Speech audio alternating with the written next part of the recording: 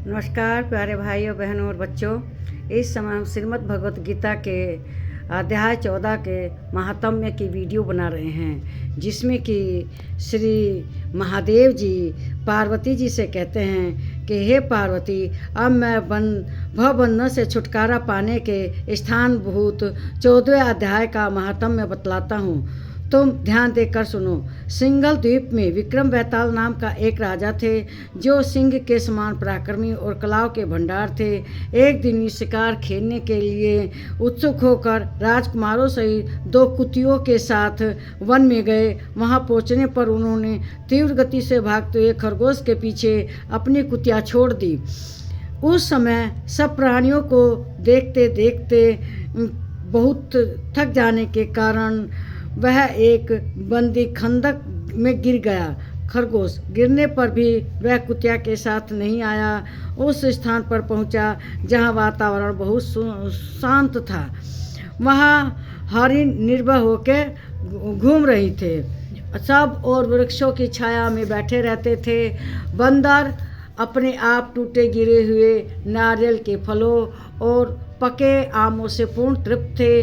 वहाँ सिंह हाथी के बच्चों के साथ खेलते और सांप निडर होकर मोर के पंखों में घुसे जाते थे। उस स्थान पर आश्रम के भीतर वत्स नामक मुनि थे, जो जितेंद्रिय एवं शांत भाव से निरंतर गीता के 14वें अध्याय का पाठ करते रहते थे। आश्रम के पास ही वत्स मुनि के किसी शिष्य ने अपना पैर धोया था।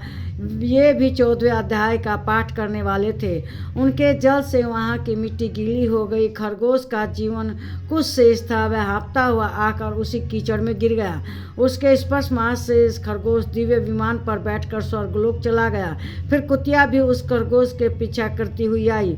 वहाँ उसके शरीर में भी कुछ कीचड़ के छींटे लग गए। फिर भूख प्यास से पीड़ा में सहित से वह कुतिया उस रूप को त्याग कर दिव्यांगना रूप हो गई और स्वर्ग को प्राप्त की। इस तरह से खरगोश और कुतिया स्वर्ग को प्राप्त हुए। अब यह देख मुनि के मेधावी शिष्य स्कंदर हंसने लगा। उन दोनों के पूर्वजन्म वैर का कारण सोचकर उन्हें बड़ा विस्मय। उस समय राजा के नेत्र भी आश्चर्य में चकित हो गए।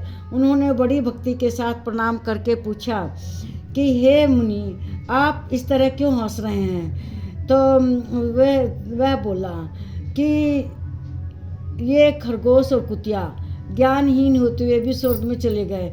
क्या इसका कारण है? इसकी कथा सुनाइए। शिष्य ने कहा, भूपाल, इस वन में वत्स नामक ब्राह्मण रहते हैं। वे बड़े जितेंद्रिय महात्मा हैं। गीता के 14वें अध्याय का सदा जप करते हैं और मैं उनका शिष्य हूँ। मैंने भी ब्रह्म विद्या में इस विशेषज्ञता प्राप्त की। गुरु जी की ही भांति मैं भी 14वें अध्याय का प्रतिदिन जप करता हूँ। मेरे पैर धोने के जल में लौटने के कारण यह खरगोश कुतिया के साथ ही स्वर्गलोक को प्राप्त हुआ। अब मैं अपने हंसने का कारण बताता हूँ। महाराष्ट्र में नगर एक प्रत्युतक नामक नगर है।